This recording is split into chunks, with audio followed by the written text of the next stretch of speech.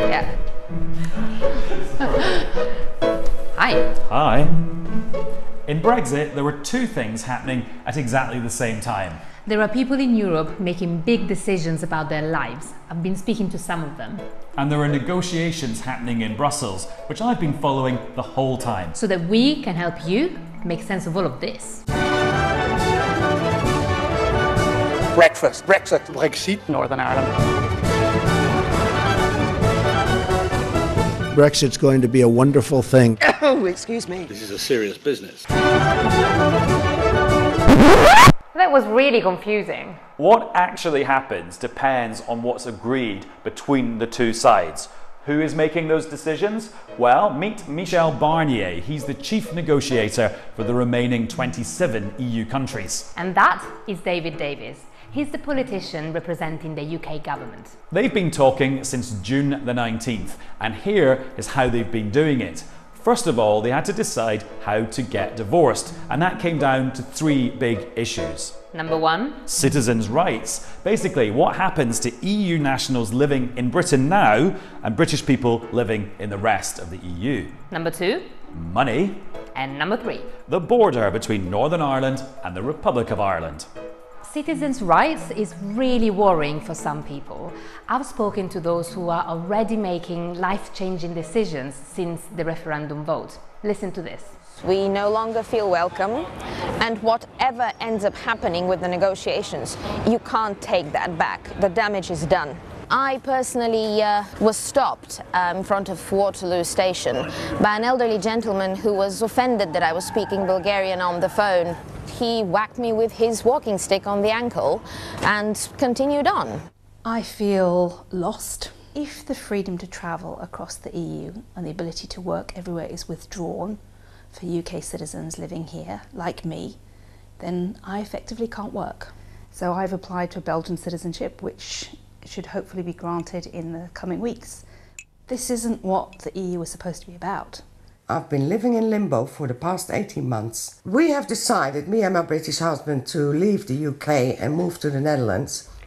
We built our home here. And now, because of this uncertainty, we feel that we're sort of pushed out. I leave my friends and family over here and the love of this country, which is gone.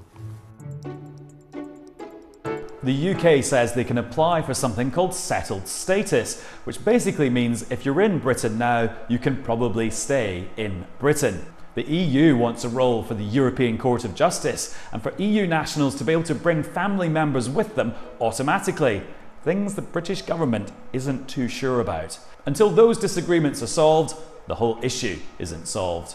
And then there's another big divorce issue, the money. And that's money that the EU wants from the UK. Okay, this is what Theresa May has said about this so far. The UK will honour commitments we have made during the period of our membership. I do not want our partners to fear that they will need to pay more or receive less over the remainder of the current budget plan as a result of our decision to leave.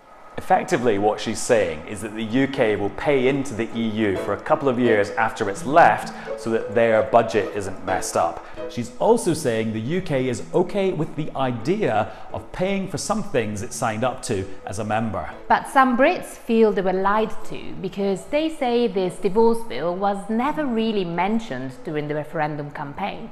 I voted for Brexit and I didn't expect there to be a massive divorce bill, and it makes me feel quite angry that the European Union are trying to foist this quite unreasonable sum on the British taxpayer and the British voter. Well, Archie, I think the EU would argue the UK has made promises it's got to live up to. The UK would say, who pays a bill without checking whether they're being diddled or not? Oh, by the way, Sophia, we might not even get a final number until the very end of all of this.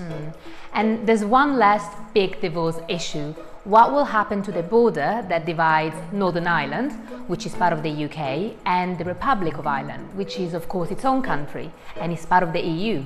Nobody wants a hard border with security or customs checks between the two countries. Agreeing that was easy. Working out the details, much, much harder. And because of this uncertainty, some people don't want to wait around and are planning ahead, like David here.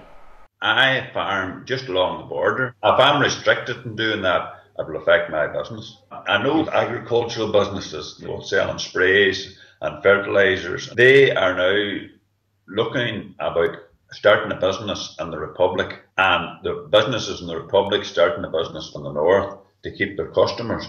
But it's all extra costs. It doesn't make business sense. And finally, that brings us to what's known as Phase 2.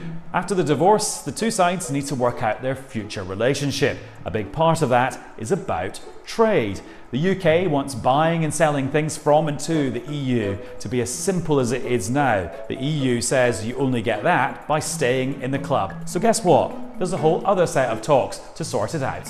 So still, no one knows what kind of a deal on trade they're going to create, which means that a lot of businesses are having to make big decisions. Since the referendum, Brexit has caused many uncertainties within our company. We've had to look at making our facilities to produce the food and drink items away from Europe and in the UK, because producing in Europe is going to become a lot more expensive as soon as Brexit occurs. So when will Bobby know what's going to happen? Well, there's probably going to be a period of a couple of years where things stay roughly the same to give business time to adjust. And what about all the other people I spoke to? When will everyone know for sure? October 2018. That's when they want the deal to be done so it can be voted on by the European Parliament and the UK Parliament. And of course, there's a chance they might not even get a deal at all. That's a whole other video.